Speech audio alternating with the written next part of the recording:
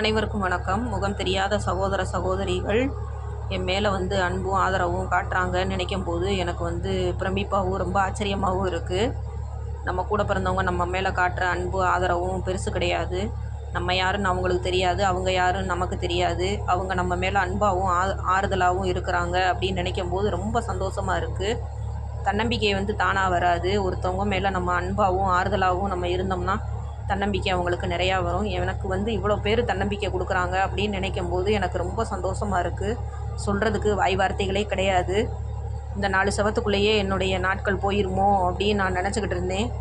இப்போ இந்த வீடியோ போடுறது மூலியமாக ஓரளவுக்கு என்னை எல்லாத்துக்குமே தெரிய வருது. அதுக்கு காரணம் பார்த்திங்கன்னா நீங்கள் தான்.